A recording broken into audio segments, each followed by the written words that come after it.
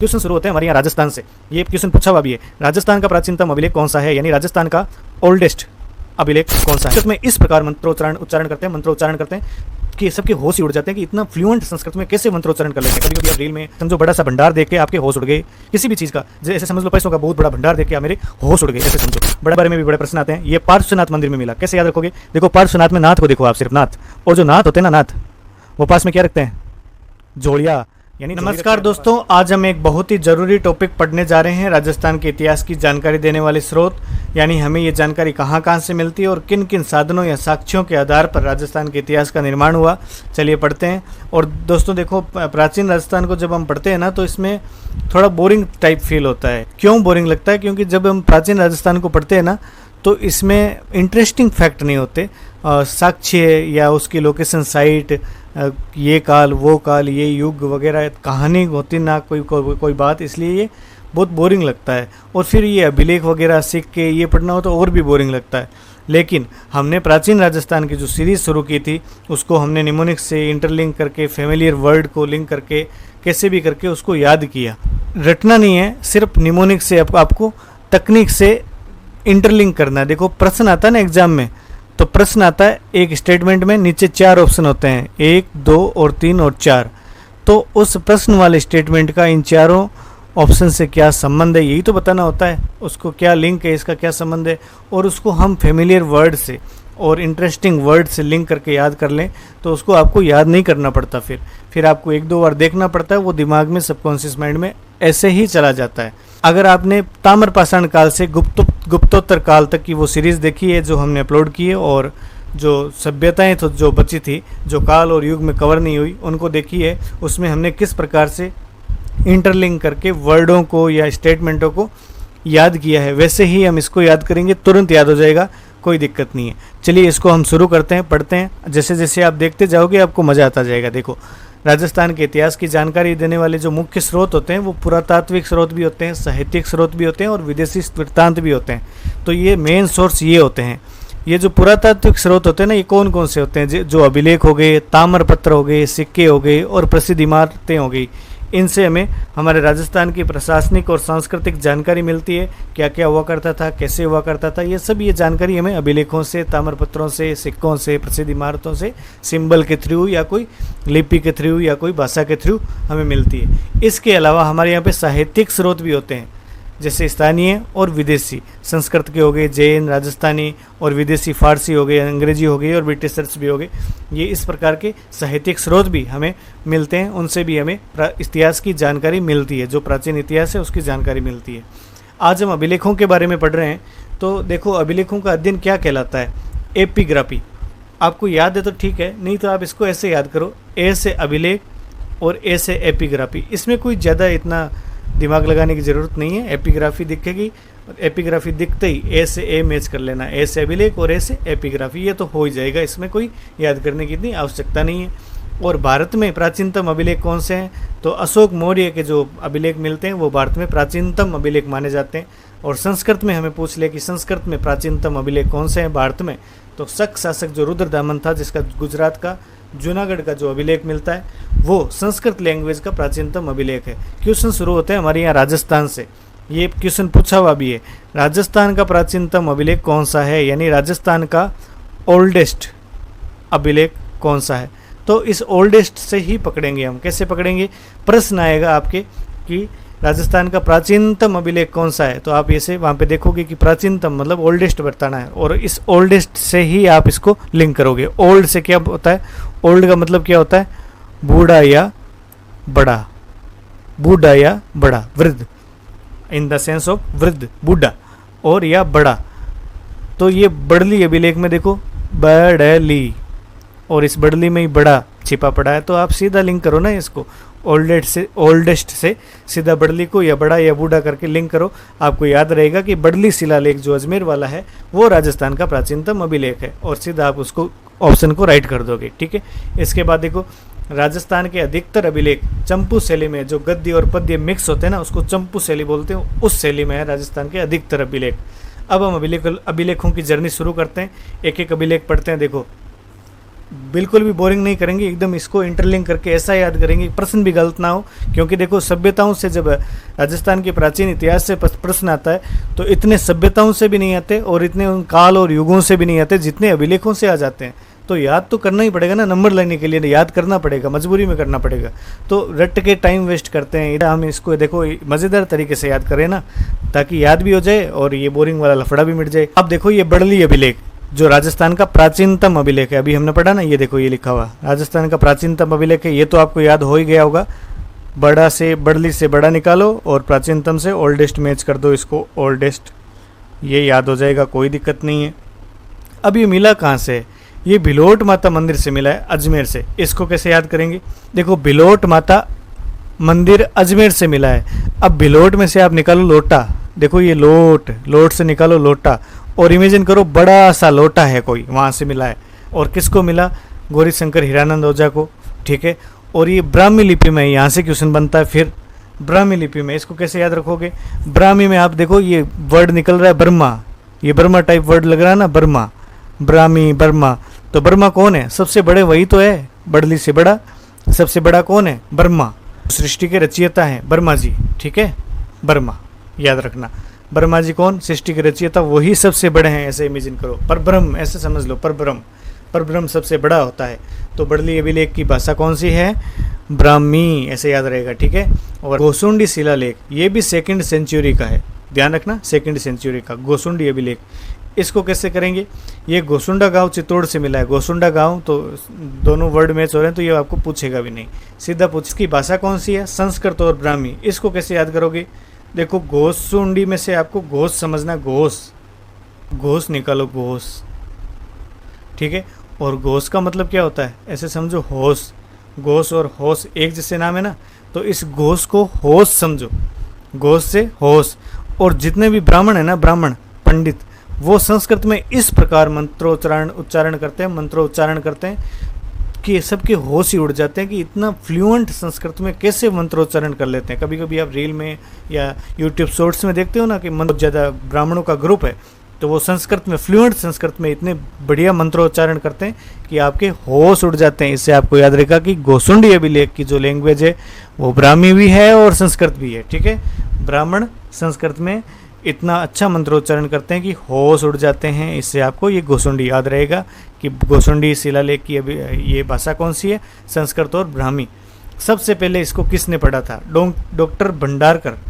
सबसे पहले इसको किसने पढ़ा था? डॉक्टर भंडारकर। कैसे याद रखोगे? बड़ा सा भंडार, ऐसे समझो, बड़ा सा भंडार देख के आपके होश उड़ गए, किसी भी चीज़ का, ऐसे समझ लो पैसों का बहुत बड़ा भंडार देख के मेरे होश उड़ गए, ऐसे समझो, बड़ा सा भंडार देख के होश उड़ गए। वहाँ आपको प्रश्न में ऐसे ही मिलेगा, गोसुंडी लिखा हुआ, ये तो होगा ही होगा ना, प्रश्न में ये तो लिखा हुआ ही होगा। गोसुंडी शिला अभिलेख को किसने पढ़ा सबसे पहले? तो 4 ऑप्शनों में एक भंडारकर भी होगा। इसलिए मैं गोसुंडी में से एक वर्ड निकाल रहा हूँ, घोष से होश, और इसी से सारों को इंटरलिंक कर रहा हूँ। कैसे? कि इसकी लैंग्वेज कौन सी है, तो होश कैसे उड़ गए थे आपको? तो ब्राह्मण जो संस्कृत उच्चारण करते हैं वो देख के मेरा होश उड़ गया। अब आपको ओरल पूछे तो सोच सकता हूँ कि कठिनाई होगी। नीचे आपके सामने ये लिखे हुए होंगे संस्कृत और ब्राह्मी, फिर आपको याद नहीं आएगा, फिर तो गड़बड़ है ना मामला। तो आपके ये संस्कृत और ब्राह्मी ऑप्शन में लिखे हुए होंगे, इधर गोसुंडी में से आपको सीधा स्पष्ट याद आ जाएगा कि हाँ, गोसुंडी को हमने ऐसे याद किया था, घोष। घोष से आपको तुरंत माइंड में आ ही जाएगा कि होश, और होश का मतलब हमने ऐसे किया था, हाँ, ब्राह्मण। और वो संस्कृत में, फ्लुएंट संस्कृत में जो मंत्रोच्चारण करते हैं, उससे मेरा होश उड़ गया। याद रहेगा, बिल्कुल याद रहेगा। फिर प्रश्न आ जाए, मान लो गोसुंडी शिलालेख को सबसे पहले किसने पढ़ा, तो ऑप्शन में भंडारकर लिखा हुआ होगा ही होगा।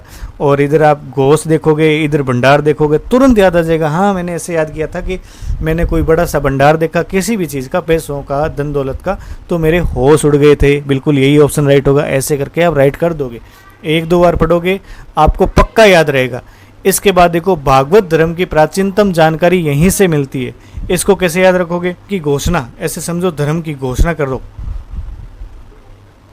किसी भी धर्म की घोषणा करो, गोसुंडी घोषणा करो, ऐसे करके ये याद रहेगा। इतना इंपॉर्टेंट नहीं है, लेकिन इसका प्रश्न जरूर पूछा हुआ है, ध्यान रखना। आगे देखो, अश्वमेध यज्ञ का उल्लेख गजवंशीय शासक सर्वतात का इसमें उल्लेख मिलता है कि गजवंशीय शासक सर्वतात ने अश्वमेध यज्ञ का ये जो कार्यक्रम आयोजन करवाया था, घोसुंडी अभिलेख में इसकी जानकारी मिलती है। ठीक है, अभी ये घोसुंडी अभिलेख संग्रहालय में, उदयपुर संग्रहालय में सुरक्षित आपको मिल जाएगा। इस प्रकार का भी प्रश्न आ सकता है कि घोसुंडी अभिलेख आपको अभी कहाँ मिलेगा या अभी कहाँ इसको रखा हुआ है, किस संग्रहालय में रखा हुआ है, तो उदयपुर संग्रहालय में रखा हुआ है, ध्यान रखना। ठीक है, आगे देखो बसंतगढ़ अभिलेख, इसको हमने पढ़ा ही था उन युगों में, काल में, जो गुप्तोत्तर काल थे उनमें हमने गुप्त काल में उनमें किसी में से एक में इसको पढ़ा था। छेमकरी माता मंदिर में सिरोही में ये मिलता है। छेमकरी माता मंदिर सिरोही में ये बसंतगढ़ अभिलेख मिलता है। इसको आप अपने आप बना के मुझे कमेंट में बताओगे। इस अभिलेख में लिखा हुआ है कि प्राचीन नाम जो सिरोही का मिलता है वो अर्बुद प्रदेश मिलता है, ये आपको पता है। आबू वाला क्षेत्र, सिरोही वाला, माउंट आबू वाला, अर्बुद प्रदेश, ऐसे। ठीक है, आपको याद रहेगा। और इसमें शासक वर्मलात के बारे में लिखा हुआ है। राजस्थान शब्द का सबसे पहले प्रयोग बसंतगढ़ अभिलेख में ही मिलता है, राजस्थानादित्य नाम से। ठीक है, अभिलेखों में और भूमि के रूप में सबसे पहले कर्नल जेम्स टोड ने राजस्थान शब्द का यूज किया था, ध्यान रखना। आगे देखो बिजोलिया अभिलेख, इसके बारे में भी बड़े प्रश्न आते हैं। ये पार्श्वनाथ मंदिर में मिला, कैसे याद रखोगे? देखो पार्श्वनाथ में नाथ को देखो आप, सिर्फ नाथ, और जो नाथ होते हैं ना, नाथ, वो पास में क्या रखते हैं? झोलिया, यानी झोली रखते हैं अपने पास में। चौधरी के बाद भाग लग रहे तेरे कोठी। ठीक है, जो नाथ होते हैं ना वो अपने पास में क्या रखते हैं? झोली रखते हैं, झोलिया रखते हैं। तो इससे आपको याद रखेगा, बिजोलिया याद रहेगा। इसके बाद देखो लेखक कौन है? गुणभद्र। और ऐसे समझो जिसके पास गुण होते हैं ना, जिसके पास गुण, जो गुणवान होता है, जो गुणवान होता है वो अपने पास झोलिया रखता है एक। जैसे ये नाथ है, ये गुणवान है तो अपने पास क्या रखता है? झोलिया रखता है, ऐसे समझो। जो गुणवान होगा वो अपने पास क्या रखेगा? झोलिया रखेगा। और एकदम सिंपल रहेगा, काम एंड क्वाइट रहेगा, और इतना दिखावा नहीं करेगा, स्लीपर्स में रहेगा, अपने पास एक झोलिया रखेगा और नॉर्मल से नॉर्मल कपड़े पहने हुए रखेगा, जो गुणवान होगा, ऐसे समझो, जो अपने पास झोलिया रखेगा, बस इतना ध्यान रखना है। इससे आपको गुणभद्र लेखक किस अभिलेख का है? तो बिजोलिया याद रहेगा। ठीक है, आगे उत्कीर्णन करता कौन है? तो देखो केशव, कायस्थ और गोविंद, ये तीनों झोली भरने वाले कोई नाम है ना, भगवान के नाम है ना, झोली भरने वाले का नाम। तो इससे भी आप जोड़िया कर लोगे, बिजोलिया, केशव, कायस्थ और गोविंद किस अभिलेख के उत्कीर्णन करता है? तो झोलिया कौन भरता है? केशव, गोविंद, कायस्थ भगवान के नाम है, तो ऐसे याद रखना, झोली भरने वालों के नाम है तो झोलिया। अजमेर को सपाल दक्ष कहा है इस अभिलेख में, और शासक वत्सराज के बारे में बताया गया है। ठीक है, और सांबर झील को शाकंभरी कहा जाता था, और इसके निर्माणकर्ता कौन थे? वासुदेव, ये भी इसी में ही बताया गया है। देखो वत्सराज, वासुदेव, ये फिर भगवान के नाम आ गए, तो आप फिर याद रखोगे झोलिया। ठीक है, झोलियाँ भरने वाला, झोलियाँ भरने वाला कौन? भगवान। वासुदेव, वत्सराज, गोविंद, केशव, देखो सब कृष्ण भगवान के नाम है, इतना क्या याद करना है आपको इसमें। उत्कीर्णनकर्ता के नाम भी कृष्ण भगवान के हैं, और ये जो सांबर झील का निर्माण करवाया वासुदेव चौहान, वो भी कृष्ण भगवान के नाम पे। तो आप याद रखोगे, ये याद क्या रखोगे? आपको झोलिया याद ही रहेगा, ये बिजोलिया वाला झोलिया याद रहेगा कि यही झोलियाँ भरते हैं भाई हमारे कृष्ण भगवान। ठीक है, आगे देखो भूमि अनुदान को डोहली कहते थे। इसके बाद अगला देखो चिरवा अभिलेख। चिरवा अभिलेख ये कहाँ से मिला है? उदयपुर से मिला है। कैसे याद रखोगे? जो मेवाड़ वाले होते हैं ना, अब देखो उदयपुर नाम आते ही आप मेवाड़ इमेजिन कर लिया करो तुरंत। जो मेवाड़ वाले होते हैं वो क्या कर देते हैं? अपने दुश्मनों को चीर देते हैं। तो इससे याद रहेगा चिरवा अभिलेख कहाँ का है? उदयपुर का है। मेवाड़ वाले अपने दुश्मनों को चीर देते हैं, इससे आपको याद रहेगा चिरवा अभिलेख उदयपुर का है। आगे देखो गुहिल वंश की जानकारी मिलती है इसमें, बिल्कुल मेवाड़ वालों की जानकारी मिलती है, गुहिल वंश की जानकारी मिलती है। और इसकी रचयिता कौन है? रत्न प्रभ सूरी। इसको कैसे याद रखोगे? सूरी से समझो सूरमा, सूरी से समझो सूरा, वो सूरमा होते हैं ना जो अपने दुश्मनों को चीर देते हैं, फिर भी याद रहेगा। देखो चीरवा से सिर्फ चीर इमेजिन करो और इससे सब कुछ कनेक्ट हो जाएगा। इसके रचयिता कौन है? आप वहाँ ऑप्शन में देखोगे तो सूर्य दिखते ही आपको तुरंत याद आ जाएगा, हाँ सूरमा। सूरमा क्या कर देते हैं? चीर देते हैं, यही ऑप्शन राइट है। आगे देखो उत्कीर्णनकर्ता कौन है?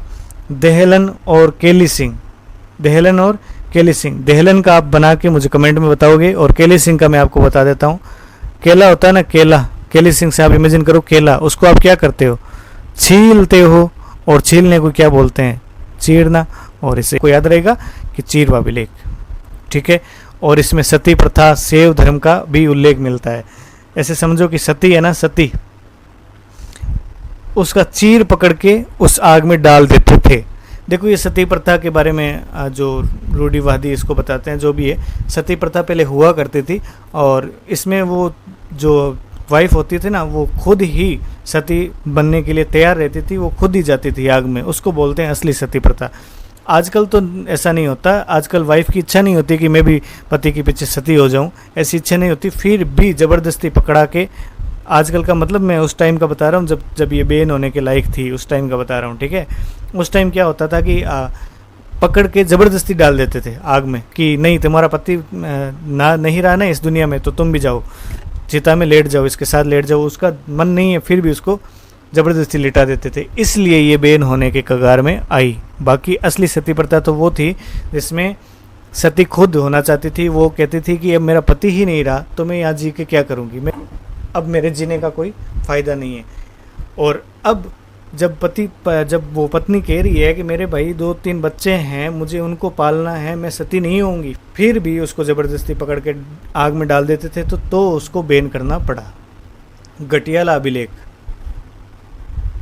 घटियाला अभिलेख में क्या है? घटियाला अभिलेख कहाँ मिलता है? जोधपुर में मिलता है।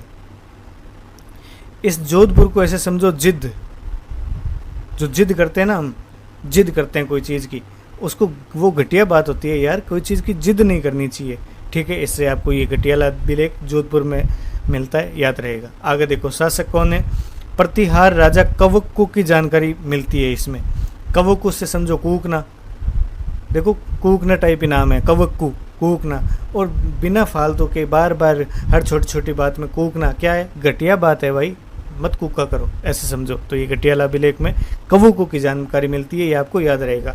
इसने अभीरों पर विजय प्राप्त की थी, ये भी इसी में लिखा हुआ है घटियाला अभिलेख में। इसका लेखक है मग, और मग से ऐसे समझो जो नहाने वाला मग होता है ना, नहाने की बाल्टी वाला जो मग होता है, उससे पानी पीना क्या है? घटिया बात है, मत पिया करो, ठीक है। इसके बाद उत्कीर्णन करता कौन है? कृष्णेश्वर। और कृष्ण भगवान को कोई घटिया बता सकता है क्या? बिल्कुल नहीं बता सकता। कैसे बता सकते हैं? भगवान है, परम भगवान है, उनको घटिया नहीं बता सकते। तो ये घटियाला फिर आपको याद रहेगा। उसके बाद देखो, गुर्जर वंश संस्थापक कौन है? हरिश्चंद्र। इनका भी इसमें जिक्र दिया हुआ है। जो गुर्जर वंश के संस्थापक है ना, हरिश्चंद्र, इनका इसमें जिक्र दिया हुआ है। तो समझो कि सत्यवादी हरिश्चंद्र है, इनको कौन घटिया बता सकता है? कोई नहीं बता सकता। और जो इनके उत्तराधिकारी है नरभट्ट, रज्जिल, नागभट्ट, इनके बारे में भी इसमें जानकारी मिलती है। इससे आपको ये घटियाला अभिलेख की इतनी जानकारी आपको याद रहेगी और आपका प्रश्न गलत नहीं होगा। आगे देखो, अगला अभिलेख है कणस्व अभिलेख। इसके बारे में भी हमने उन काल और युगों में कहीं ना कहीं आया था, इसको पढ़ा था। कणस्व के का मतलब कणस्व में के और कोटा में के, इससे ये मैच हो जाएगा। तो ये कोटा में मिलता है, एक जानकारी ये फाइनल याद रहेगी। उसके बाद मौर्य वंश के शासक धवल का इसमें उल्लेख मिलता है। तो मैंने आपको बताया था कि धवल का धौली समझो, धौली, धौली मतलब सफ़ेद, और धौली कणक ऐसे समझो। धौली कणक कहाँ से आ गई भाई? ये, इससे आपको कणस्व याद रहेगा। कण से कणक, धवल से धौली, धौली कणक, ऐसे करके इंटरलिंक कर लो, याद रहेगा। 1-2 बार पढ़ते ही याद हो जाएगा। आगे देखो, श्रृंगी ऋषि का अभिलेख कहाँ मिलता है? उदयपुर में मिलता है। श्रृंगी ऋषि का अभिलेख उदयपुर में मिलता है, ठीक है। इसको आप याद रखोगे। इसके लेखक कौन है? योगेश्वर। देखो, योगेश्वर में योग और ऋषि दोनों शब्द और इनके अर्थ भावना सेम मैच हो रही है, तो आपको याद रहेगा। ऋषि क्या करते हैं? योग तो करते हैं।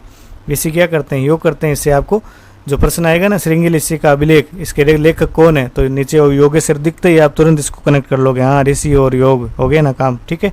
आगे देखो, शासक इसके राणा मोकल थे, उनके टाइम ये श्रृंगी ऋषि अभिलेख मिलता है।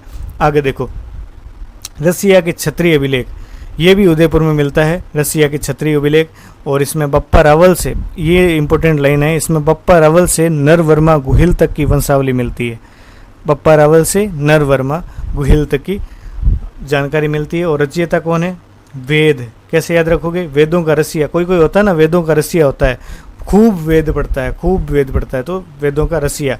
और ये उदयपुर में मिलता है। इसको कैसे याद रखोगे? देखो, उदयपुर में दया, देखो इसको पूरा मैं यहाँ पे लिखता हूँ, उदयपुर। इसमें देखो दय, ये को देखो दय, ये, इससे आप बनाओ दया और सिया। देखो मैच हो रहा है ना, साउंड मैच, दया और सिया। इससे आपको याद रहेगा कि उदयपुर में ही रसिया के क्षत्रिय अभिलेख मिलता है। आगे देखो, एकलिंग नाथ अभिलेख, ये कहाँ मिलता है? उदयपुर में। एकलिंग जी नाथ का हल्दी घाटी समर लड़ियो एक लिंग दीवान कटे, वो आपको पता है। उदयपुर मेवाड़ वालों के जिक्र हो रहा है तो ये आपको याद रहेगा कि उदयपुर में मिलता है। और इसके रचयिता कौन है? महेश्वर भट्ट। इसको कैसे याद रखोगे? महेश्वर यानी शंकर भगवान, उनको ही तो बोलते हैं महेश्वर, और शंकर भगवान ही तो एक लिंगनाथ है, ये याद रहेगा, कनेक्ट रहेगा। आगे देखो, किराड़ू अभिलेख कहाँ मिलता है? हाथमा गांव बाड़मेर में मिलता है। ऐसे समझो, किराड़ू में से समझो ये राडू है ना, राडू, इसको ऐसे समझो लाडू, राडू और लाडू एक टाइप ही नाम है ना, इसको लाडू समझो। किराड़ू को समझो लाडू, और लाडू किसके हाथ में है? बाड़मेर वालों के हाथ में, ऐसे समझ लेना, ठीक है, याद रहेगा। आगे देखो, परमार वंश की जानकारी मिलती है। ये ज़्यादातर क्षेत्र में, इस क्षेत्र में परमार वंश के लोग ही ज़्यादातर रहते हैं। इससे आपको याद रहेगा कि बाड़मेर में ये किराड़ू अभिलेख है, इसमें परमार वंश की जानकारी मिलती है। और इसको राजस्थान का खजुराहो भी बोलते हैं, ध्यान रखना। और अन्य नाम इसका किरात कूप भी मिलता है, कोयला पाटन में मिलता है, तो इससे आप यहाँ इसको याद रखोगे। आगे देखो, मानमोरी अभिलेख, इसको कैसे याद रखोगे? मानसरोवर चित्तौड़गढ़ में मिलता है, मानसरोवर चित्तौड़गढ़ में मिलता है, तो मान टू मान इसको ये लिंक हो जाएगा। और ये चित्तौड़गढ़ में, ध्यान रखना। जयपुर वाला मानसरोवर मत कर देना, जयपुर वाला मानसरोवर नहीं है, ये चित्तौड़गढ़ वाला मानसरोवर है, वहाँ से ये मानमोरी अभिलेख मिला है। प्राप्तकर्ता कौन है? कर्नल जेम्स टोड को मिला है। और इसके रचयिता पुष्य, यहाँ से क्वेश्चन बनता है, रचयिता कौन है? पुष्य। ऐसे समझो, कोई बात के लिए कोई बात मानता नहीं है ना, कोई आदमी आपकी बात मानता नहीं, तो आप उसको क्या करते हो? पुश करते हो बात मानने के लिए, बात मानने के लिए। ये मान और ये मान ले, ठीक है, मैच कर लेना तुरंत। तो पुष्य दिखेगा और मानमोरी आपको दोनों प्रश्न में कहीं भी मिल सकता है। पुष्य आपको प्रश्न में मिल सकता है या आपको ऑप्शंस में मिल सकता है। मानमोरी आपको प्रश्न में मिल सकता है या ऑप्शन में मिल सकता है। तो जैसे ही पुष्य और मानमोरी को दोनों को एक साथ देखोगे ना, आपको ये कहानी याद आ जाएगी। हाँ, कोई बात नहीं मानता है ना, तो पुश करना पड़ता है उसको, तो इससे आपको ये याद रहेगा। आगे देखो, चित्रांगद मौर्य द्वारा चित्तौड़ की स्थापना, चित्रांगद मौर्य द्वारा चित्तौड़गढ़ की स्थापना, ये ध्यान रखना, ये बात इसी में ही है, इसको आप ध्यान रखना, क्वेश्चन बन सकता है इस पे। आगे देखो, मंडोर अभिलेख, मंडोर अभिलेख में प्रतिहार शासक बाउक की जानकारी मिलती है। मंडोर में से मुंह, जिसको मारवाड़ी में क्या बोलते हैं? मुंडो, और ये बाउक को मारवाड़ी में क्या बोलते हैं? बाको। मुंडो और बाको मैच कर लेना, याद हो जाएगा, कोई दिक्कत नहीं। आगे देखो, बड़वा यूप अभिलेख, ये कहाँ से मिलता है? बड़वा कोटा से। इसके बारे में हमने देख लिया था, ये जो बड़ा सारा मुंह है ऐसे करके, इसको हमने याद किया था। तो मोखरी वंश की जानकारी इसमें मिलती है, ध्यान रखना। बड़ा सारा मुंह, ऐसे हमने इसको याद किया था ना, ये आ चुका है पहले उन सीरीज़ में। बड़वा यूप अभिलेख कहाँ से मिलता है? कोटा में। और ये मोखरी वंश की जानकारी देता है, ये यहाँ से प्रश्न बनता है, तो हमने इसको ऐसे याद किया था। बड़वा से बड़ा करो, बड़ा सारा मुँह, ऐसे इमेजिन करो। इसके बाद नांदसा यूप अभिलेख, ये भीलवाड़ा में मिलता है। इसका आप बना के मुझे कमेंट सेक्शन में बताओगे, ठीक है। शक्ति गुण रूपक, ऐसे समझो, नांदसा है ना, इसको ऐसे समझो नंदोईसा, नंदोईसा। और हमारे नंदोईसा बहुत शक्तिमान है, ऐसे इमेजिन करो, हमारे नंदोईसा शक्तिमान है, ऐसे इमेजिन करो, ये आप याद रहेगा। तो अपराजित अभिलेख, अपराजित अभिलेख कहाँ से मिलता है? नागदा उदयपुर से। कैसे याद रखोगे? जब अपराजित का मतलब पराजित नहीं हुए, आप जीत के आए हो, तो बहुत सारे नगाड़ा ढोल बजते हैं, याद रखना। और इसके लेखक कौन है? दामोदर। कैसे याद रखोगे? जो अपराजित होते हैं ना, अपराजित मतलब जो जीतते हैं, यानी पराजित नहीं होते, जो जीतते हैं अपराजित, उनको बहुत सारा दाम मिलता है बाद में, बहुत सारा दाम, अवार्ड्स, ये वगैरह दिस दैट बहुत ज़्यादा मिलते हैं, ऐसे समझो, याद रहेगा। लेखक कौन है? दामोदर। आगे देखो, दस्तूर कोमवार अभिलेख, ये जयपुर में मिलता है, ध्यान रखना है इसके बारे में। आगे देखो, आमेर अभिलेख, ये भी जयपुर वाला है, जयपुर आपको पता ही है, आमेर जयपुर। और कच्छवा वंश, ये सब ये तो आपको याद ही है, रघुवंश तिलक। आगे देखो, सामोली अभिलेख उदयपुर में मिलता है, अजमेर संग्रहालय में अभी ये मिलेगा आपको। आगे देखो, बुचकला अभिलेख, बुचकला अभिलेख जोधपुर में मिलता है, बुचकला अभिलेख जोधपुर में मिलता है। इसके सूत्रधार दहिया है, दहिया। तो दहिया से आप कैसे याद रखोगे? दहिया से आप कैसे याद रखोगे? बचना, ऐसे समझो, बुचकला में से समझो बचना, और दहिया वो सीआईडी वाले दहिया को इमेजिन करो, सीआईडी वाले दहिया, एससीपी प्रद्युमन सिंह, ठीक है, उनको इमेजिन करो। उनसे कोई बच सकता है क्या भाई? नहीं। तो इससे आपको याद रहेगा कि सूत्रधार कौन है? दहिया, याद रहेगा, ठीक है। और वत्सराज के पुत्र नागभट्ट का भी इसमें उल्लेख मिलता है। आगे देखो, अब देखो प्रशस्तियाँ पढ़ते हैं। जो प्रशस्तियाँ क्या होती है, जो प्रशंसा में लिखी गई होती है राजा महाराजा के, उसको प्रशस्तियाँ बोलते हैं। नेमिनाथ प्रशस्ति ये कहाँ मिलती है, माउंट आबू दिलवाड़ा जैन मंदिर में, जिसको लुणवसाई का मंदिर भी बोलते हैं। और 21वें जो जैन तीर्थंकर, जो 21वें जैन तीर्थंकर हैं, उनके नेमिनाथ को समर्पित है। और रचयिता इसके शुभचंद्र है, सोमेश्वर देव है, जिन्होंने लिखा सुरथोत्सव ग्रंथ लिखा। इनके रचयिता का नाम ध्यान रखना, पूछा जाता है, और इसका भी आप बना के कमेंट में आप बताओगे। परमार वंश शासक यशो धवल की इसमें जानकारी मिलती है। आगे देखो, हर्षनाथ प्रशस्ति, हर्षनाथ मंदिर सीकर में मिलती है ये, और इसके कौन है, गुरु विश्वरूप पाशुपत संप्रदाय के द्वारा इसकी रचना की गई है। तो इसको कैसे याद रखोगे, विश्व रूप में से ऐसे समझो विश्व, विश्व रूप में समझो विश्व, और जो गुरु होते हैं ना वो विश्व को हंसता हुआ ही देखना चाहते हैं, ठीक है, हंसने से ये हर्ष हो जाएगा। बागड़ क्षेत्र को वारगट बोलते हैं, वो बोलते थे, ये इसमें लिखा हुआ है। शासक चौहान राजा विग्रहराज द्वितीय के समय की ये प्रशस्ति है। आगे देखो, रणकपुर जैन मंदिर की प्रशस्ति, ये चौमुहा जैन मंदिर पाली में मिलती है। बप्पा रावल से लेकर राणा कुंभा तक इसमें जानकारी मिलती है। और इसके वास्तुकार देपाक, यहाँ से क्वेश्चन बनता है, कैसे याद रखोगे, अपना जो पाकिस्तान है ना, पाक, ये देखो देपाक में पाक, अपना जो पाकिस्तान है उसके साथ हमारा क्या होता रहता है, रण होता ही रहता है, ऐसे याद रहेगा। रण देखते ही पाक, पाक से देख के ही रण, दोनों इंटरलिंक हो जाएंगे और ऑप्शन आप राइट कर दोगे। देपाक रणकपुर प्रशस्ति के रचयिता या वास्तुकार है। आगे देखो, नणक मुद्रा का इसमें उल्लेख मिलता है। और देखो, कुंभलगढ़ प्रशस्ति, ये कुंभ श्याम मंदिर राजसमंद में मिलती है। इसके लेखक कौन है, महेश भट्ट और कान्हा व्यास। कैसे याद रखोगे, कुंभ का मतलब समझो, कुंभ का मतलब समझो घड़ा, कुंभ का मतलब याद रखोगे गुजरी का घड़ा, कान्हा जी फोड़ते थे तो कान्हा से घड़ा, घड़ा से कुंभ, कुंभ को घड़ा ही बोलते हैं, ऐसे करके ये लिंक हो जाएगा। आगे देखो, लिपि कौन सी है इसकी, ये भी यहाँ से भी क्वेश्चन बनता है। लिपि इसकी नागरी लिपि है। नागरी से आप, तो नागरी से आप गुजरी, ये देखो साउंड मैच हो रहा है ना, नागरी गुजरी, गुजरी नागरी, तो इससे आप याद कर लोगे कि नागरी और गुजरी मतलब कुंभ है, गढ़ा, वो वाली कहानी लिंक करके याद हो जाएगा आपको कि ये कुंभलगढ़ प्रशस्ति की लिपि है। आगे देखो, हमीर से राणा कुंभा तक की जानकारी इसमें मिलती है। इसी प्रशस्ति में हमीर को विषम घाटी पंचानन बोला गया है और बप्पा रावल को विप्रपंसीय बोला गया है। यहाँ से भी क्वेश्चन बनते हैं, इसको आप याद रखोगे। आगे देखो, राय सिंह प्रशस्ति, राय सिंह प्रशस्ति तो आपको पता ही है, हमारे बीकानेर किले में लगी हुई है और इसके लेखक जयिता है जो जैन मुनि है। और करमचंद की देख रेख में जो जूनागढ़ किले का निर्माण हुआ वो इसमें लिखा हुआ है।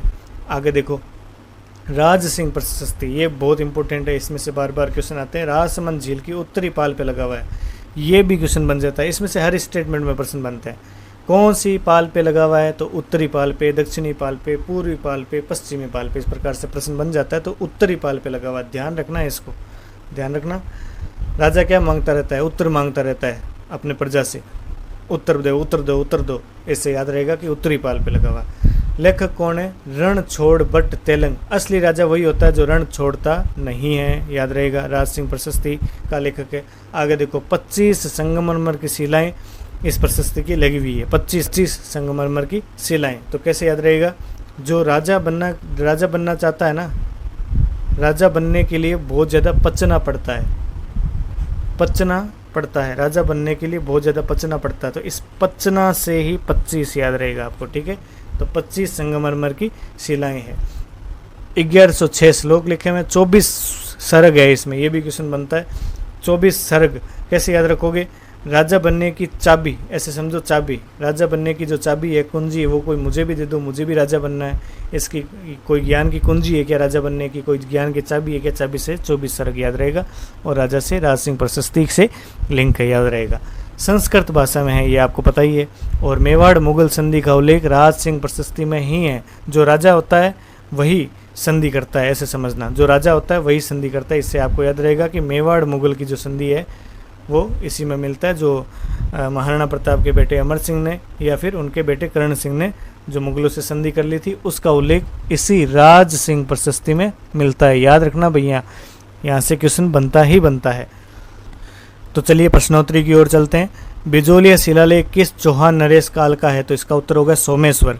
अगर आपने वहाँ नहीं पढ़ा तो आप इसको ऐसे समझो, सोम प्लस ईश्वर। वैसे सोमेश्वर भगवान शिव का नाम ऐसे समझो, और जो ईश्वर होता है वो क्या भर देता है? झोलियाँ भर देता है। तो इससे आपको याद रहेगा सोमेश्वर। ठीक है, आगे देखो, आबू के अभिलेख का लेखक कौन है?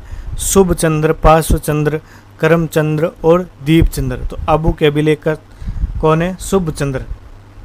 सुरथोत्सव के लेखक कौन है? तो सुरथोत्सव के लेखक सोमेश्वर है। ये अभी हमने पढ़ा था वहाँ पे। आगे देखो, राय सिंह की प्रशस्ति का संबंध निम्नलिखित में से किससे है? तो राय सिंह बीकानेर वाले, तो बीकानेर कहाँ है? ये रहा, बीकानेर के शासकों में से, आपको पता ही है। आगे देखो, कौन सा अभिलेख मंडोर के प्रतिहारों के इतिहास की जानकारी देता है? मंडोर के प्रतिहारों की जानकारी कौन सा अभिलेख देता है? प्रतिहारों की जानकारी, जो मंडोर के प्रतिहारों की जानकारी कौन देता है? घटियाला अभिलेख, याद रखना। आगे देखो, घटियाला शिलालेख किस भाषा में लिखा गया है? घटियाला शिलालेख कौन सी भाषा में लिखा गया है? संस्कृत। अब इसको ऐसे याद रखो कि संस्कृत भाषा को कौन घटिया बता रहा है? कोई नहीं बता सकता।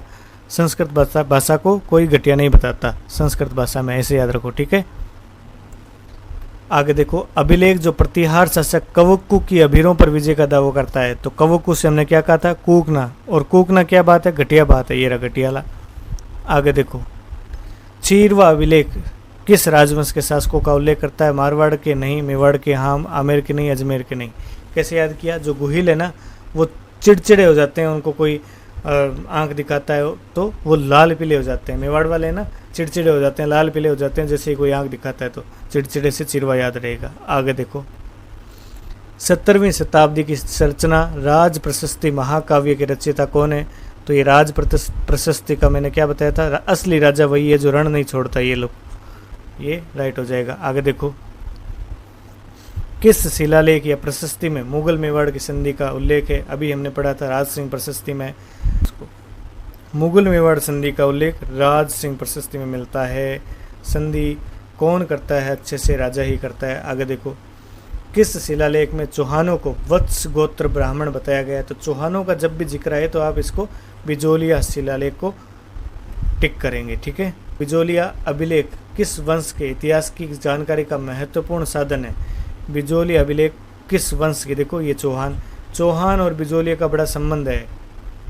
बिजोलिया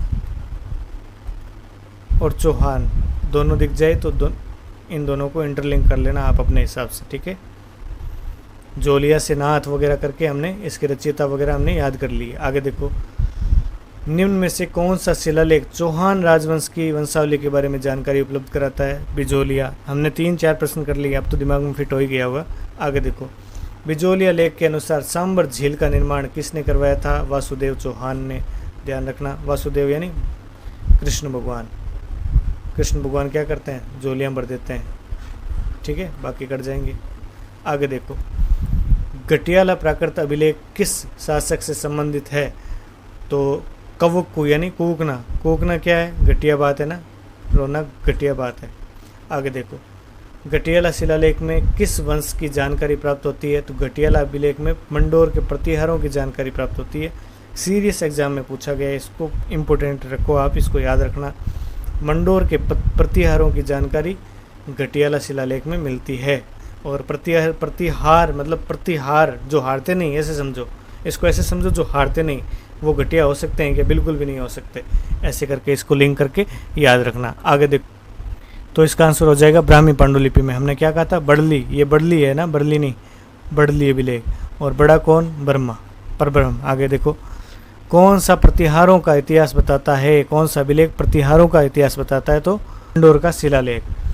अगर घटियाला होता तो वो राइट करते, अभी मंडोर है तो इसको राइट करेंगे। ठीक है, मंडोर का शिलालेख भी प्रतिहारों का इतिहास बताता है। आगे देखो, पाशुपत संप्रदाय से संबंधित गुरु विश्वरूप का कैसे याद रखोगे? जो गुरु होते हैं वो विश्व को हंसता हुआ देखना चाहते हैं, तो हर्ष पर्वत हो जाएगा। आगे देखो, अपराजित के शिलालेख की रचयिता कौन है? अपराजित मतलब जो जीत गया, तो जीत जाता है उसको क्या मिलता है? बहुत ज़्यादा दाम मिलता है। ये दामोदर, राइट हो जाएगा। आगे देखो, अभिलेख जो प्राचीन राजस्थान में भागवत वैष्णव संप्रदाय के प्रभाव की पुष्टि करता है, कौन सा अभिलेख? जो भागवत वैष्णव संप्रदाय की पुष्टि करता है तो वो गोसुंडी अभिलेख है, याद रखना है इसको, ठीक है। अच्छा क्वेश्चन है, राजस्थान में संस्कृत का प्राचीनतम अभिलेख कहाँ मिलता है? संस्कृत का प्राचीनतम अभिलेख गोसुंडी अभिलेख, ठीक है। गोसुंडी शिलालेख निम्नलिखित में से किस लिपि में है? तो ब्राह्मी लिपि में है। कैसे याद रहा ये? घोष का मतलब मैंने क्या बताया था? होश। कैसे उड़ जाते हैं? जब ब्राह्मण मंत्रोच्चारण करते हैं संस्कृत में, फ्लुएंट संस्कृत में, तो ये ब्राह्मी हो जाएगा। ये देखो संस्कृत का भी आया हुआ है, संस्कृत का प्राचीनतम, तो संस्कृत में जो ब्राह्मण उच्चारण करते हैं तो होश उड़ जाता है। अगला देखो चिड़वा शिलालेख के बारे में कौन सा सही है? ये 1273 ईस्वी में संस्कृत भाषा का उत्कीर्णन है, बिल्कुल सही बात है। रत्न पर्वत सूरी इसके प्रशस्तिकार है, बिल्कुल सही बात है। सूरमा होते हैं वो चीर देते हैं, सही बात है। इसके शिल्पी देहलन थे, बिल्कुल ये भी सही बात है। उत्पन्न राजपूतों का इसमें उल्लेख है, ये गलत हो गया, तो इसका राइट ऑप्शन होगा 2, 1, 2, 3। आगे देखो, आज के इस वीडियो में हमने राजस्थान के अभिलेखों के बारे में विस्तार से पढ़ा और जो जो प्रश्न बनते हैं उनको देखा, और जो वर्ड इंटरलिंक हो रहे थे उनको सबको हमने किया। फिर भी कुछ बच रहे हैं तो उनका आप कमेंट बॉक्स में बताओ, और भी हम अपडेट करेंगे इसको, और प्रयास करेंगे कि इसको पूरा इतना फ्लोलेसली कर लें कि ये तुरंत याद हो जाए, ठीक है। और ये पूरा टॉपिक परीक्षा की दृष्टि से बहुत महत्वपूर्ण है, इसलिए अच्छे से याद करें और समय समय पर दोहराएं इसको। 1-2 बार रिपीट करोगे तो हो जाएगा, ज़्यादा दोहराने की आवश्यकता नहीं है, क्योंकि दोहराना तब पड़ता है जब आपने रटा हुआ होता है तो आपको रिवीजन की ज़रूरत पड़ती है। इसमें आपको 1-2 बार पढ़ना है बस, क्योंकि इसमें आपने वर्डों को इंटरलिंक किया है और किसी वर्ड को किसी वर्ड के साथ कनेक्शन किया, तो इससे आपको ये याद रहेगा। अगर ये वीडियो आपको फिर से उपयोगी लगा हो तो लाइक और शेयर ज़रूर करें, और ऐसे ही ज्ञानवर्धक कंटेंट के लिए निमोनिक जी के चैनल को सब्सक्राइब कर लीजिए। मिलते हैं अगले वीडियो में। धन्यवाद। जय हिंद, जय